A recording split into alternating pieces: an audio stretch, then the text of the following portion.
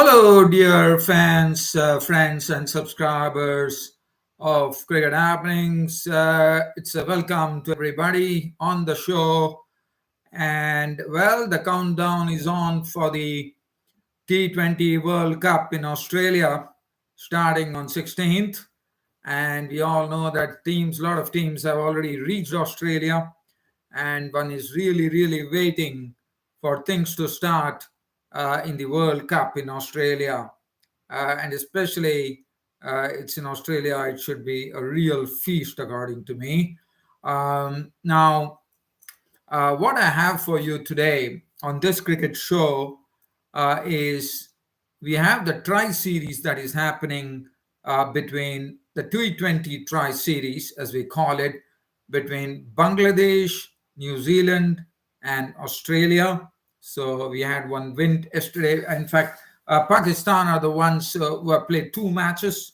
They beat Bangladesh in the first day, and now they have beaten New Zealand, the host itself, in the second match. So definitely Pakistan would be brimming with confidence after these victories. And also, as you know, every day there is a match. Bangladesh take on New Zealand today.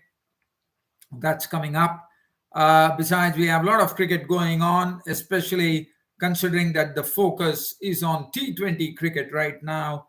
We have the Australia versus West Indies. West Indies are in Australia in the T20 series. And in fact, it's the Aussies who have already wrapped up the T20 series with one match which is coming up. Two matches have been won by them. So I can briefly talk about that as well. The Australia West Indies T20. And then we have India, South Africa.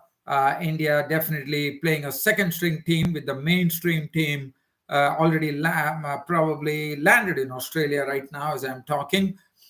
So definitely we can say that this is a second string Indian team that is being played. And yes, they have already lost the first match. They went down fighting Sanju Samson. I'll be talking about that as well. Other than that, we have Australia taking on England at the Wacker ground in Perth, pacey and bouncy. It will be on Sunday. That is tomorrow. So that is also another match that is coming up. T20. So keep an eye on all this T20 cricket fixtures that's happening all around the world, especially considering that we are gearing towards the World Cup. The countdown is on. It is going to be a really a marvelous thing to witness in Australia. Well, so first let's do one thing. Let's get on to a game between in the Tri Series, the T20 Tri Series. It probably is the first time we are seeing a T20 Tri Series happening. I've heard about ODI Tri Series, but T20 Tri Series, I think it's the first time. Maybe my memory might be wrong, might be not right, but still, I have a feeling that this is one of the first Tri Series that is happening as far as T20 is concerned. I might be wrong, but let's talk about this game. As far as this game was concerned, was the first. Let me talk about the first match that Pakistan played against Bangladesh. It was the Bangladesh bowlers who did a good job, and they brought them pretty close. In the end, the margin was probably 16 odd runs, with Yasir Shah playing a good hand. Other than that, this was Babar Azam today against New Zealand, but it was Mohammad Rizwan, the other opening partner, making a very he anchored himself, looking at the situation, and he was there till the end with a 78 unbeaten runs. So that really shows the stature of Mohammad Rizwan as a batsman. And we all know that Pakistan, according to me, possesses a very powerful opening pair in Babar Azam and Mohammad Rizwan. Both have a good understanding between the wickets. So basically, one knows they both look at the wicket. They decide if one is really getting into form, is striking the ball well, it's there. I mean, Babar Azam tells Mohammad Rizwan to go for the strokes. If, say, for example, Babar Azam is struggling, then Mohammad Rizwan takes over. So it's a wonderful combination, according to me, and one of the very, very powerful opening combinations in the T20 World Cup, as far as opening combinations are concerned, for the T20 World Cup coming up in Australia. So, so that is something. So, which and as I said, Bangladesh lost that particular match, and today the second match has been won by Pakistan. So let's go and see what's going on with Pakistan, New Zealand in the second match at Christchurch, where Pakistan went on to beat the New Zealanders by 6 wickets. Well, as I told you, last time, last match against Bangladesh, it was Mohammad Rizwan 78. This time it was Babar Azam 79 after Rizwan was dismissed cheaply. Now let's have a look at the card there. The New Zealand, well, it was a very good bowling performance. Now let's look at this particular pitch. This pitch was not easy to bat on. Let me put it straight away. It was not easy to bat on. It was quite windy, and one had to really adjust oneself to this type of conditions at Hagley Oval in Christchurch. And I think Pakistan were the better ones, if you look at it, with New Zealand scoring 147 for 8 batting first. Finn Allen was out for just 13 runs, 8 deliveries, 3 boundaries. Devon Conway contributed 36 of 35, which included 2 fours and 2 sixes. Williamson, the captain, making 31 of 30, 1 boundary. Glenn Phillips, 18 of 17, 1 boundary. But Chapman really, played a fine hand when all the other batsmen were struggling, and contributed 32 of 16, especially in the end analysis, for New Zealand to go to a respectable 147 for 8. 32 of 16, 3 fours, 2 sixes. But after that, it was a quick wrap up by the Pakistani bowlers, especially Haris Rauf, who went through the defenses of James Neesham, Michael Bracewell, LBW for naught, Sodhi bowled with Wasim for 2. Wasim has been pretty impressive, and it was 147 for 8. If we look at the bowling, Haris Rauf, we all know what a major difference he has made to Pakistan cricket after being a part of Pakistan team, and also let's understand one thing, that Haris Rauf is a BBL product. Initially, he started putting up some wonderful performances in the Big Bash League in Australia, and that's the precise reason he got a nod from the Pakistan team, and now he plays for Pakistan. But he has good knowledge of the conditions in Australia. He has already mentioned that he would be against India. He has just given a sort of a slight warning to India, saying that he has best knowledge of the conditions because he has played there, and he will be up to the challenge against India. And I can definitely say that Haris Rauf is not only in Australia, in any climes, in any particular with any opposition, is going to be a threat, because he is someone who is on the money, and besides, he will also pick up the wickets, and that's what he did against Pakistan. 3 for 28 is bowling figures. Played a big hand, one could call. Shahnaz Davani 1 for 22 of 3. Mohammad Wasim, impressive, 2 for 20. None for 21. Sharaf Khan, he did magnificently with the bat when he caned the New Zealand bowlers all across the park, coming in at number 4, which I'll be talking about. Iftikhar Ahmed Duck, none for 5, and Mohammad Nawaz, the costliest, but picked up 2 wickets for 44.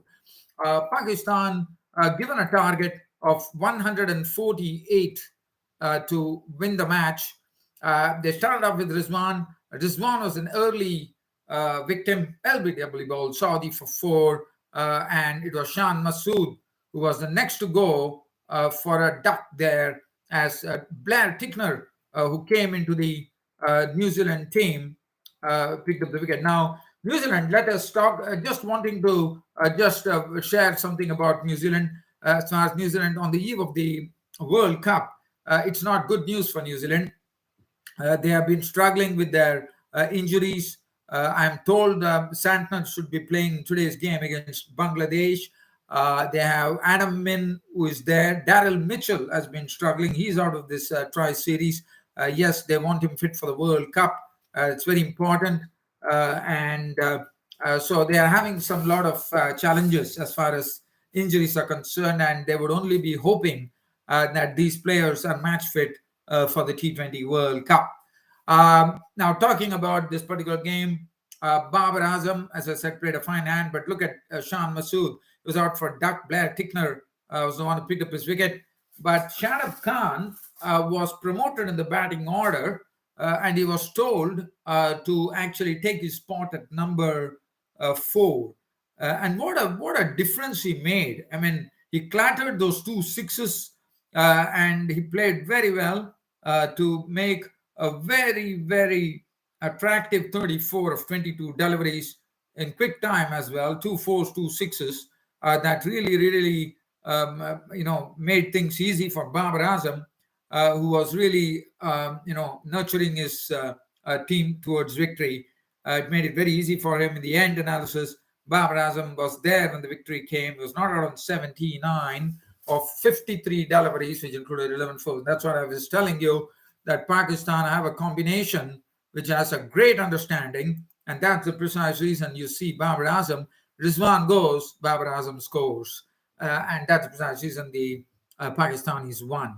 Nawaz was out for 16 of 19, 2 boundaries. Hyder Ali, not out 10. One would be, it was, he really did a good job. 10 of 2 balls with 1 4 and 1 6. But as far as Hyder Ali is concerned, what one is liking to see, he has not been consistent. Pakistan have given him the chances. His consistency has been lacking, and that's what Pakistan would like to have. Pakistan would like to have Hyder Ali, firing. He's a very talented person. I have seen his strokes. When he strokes the ball, he really strokes it in a wonderful manner. But I think it's a matter of he getting his form. Hyder Ali, I have to say that maybe early days, Umran Akmal, when he came, he was like Hyder Ali. But we all know that Umar Akmal did not go the distance. So Hyder Ali, from the chances that he has given, he has not really grabbed it. So one is waiting to watch whether Hyder Ali can take off. And Pakistan would be loving to see Hyder Ali take off. Looking at the New Zealand bowling card there, Trent Bolt did a good job. 1 for 22 of his 4 with 1 maiden. Saudi 1 for 24. Tickner was a bit costly, but 2 for 42 is returns. Neesham 3 overs, none for 22. East Saudi got a bit of a clatter from Shadab Khan in particular, none for 31 of 2.2. Bracewell 1 over, none for 6. And Pakistan wrapping up the match and winning the match by 6 wickets with 10 balls remaining. So well done, Pakistan. They have got two matches they have won on the trot in this tri series, and they are the ones who are, as I said, brimming with confidence in the tri series, as I said. But today, New Zealand take on Bangladesh in the third match. As I said, every day there's going to be a match of this whole week. So basically, they are taking on New Zealand, Bangladesh. Now, Bangladesh, I reckon that Bangladesh have to win the match, otherwise they might probably lose their way in this tri series. Now, the other match that I'm going to look at is Australia versus West Indies. Now, first, let me go back to the previous match. The first match was Australia versus West Indies, which was the first match that was played. And let's talk about one shot that was played by Kyle Mayers, the upcoming all-rounder from the West Indies. And this particular shot made waves in the social media. And looking at that particular shot, I mean, what a shot that was. I mean, one can imagine. Now, this is the scenario. The ball is a short delivery, which Cameron Green has bowled to Kyle Mayers. Kyle Mayers has given himself room outside the stumps. He has gone on to the back foot and he has cracked that delivery over the point region for a magnificent six, which has gone and just gone, which went and sat into the second tier of the stadium. Now, just imagine what would have been the bat speed when such a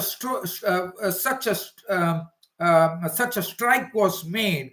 So it really shows the awesome power that Kyle Mayers can generate with his bat. And this shot has become the shot of the year, I would say, the shot of the year 2022, because one would have imagined you're going onto the back foot and you can play the ball probably for 4 runs, but here this has not only gone for a six, it has gone and sat on the top tier, on the second tier of the stadium.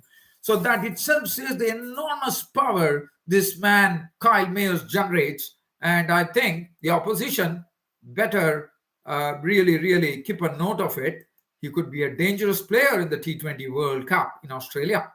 But let's have a look at the. So that was one thing I wanted to share. Even though that match, West Indies, I thought they bowled well. You can't give excuses. Basically, what one saw is that in the last over, I believe it was 11 runs required. And if you're going to, McCoy was bowling superbly.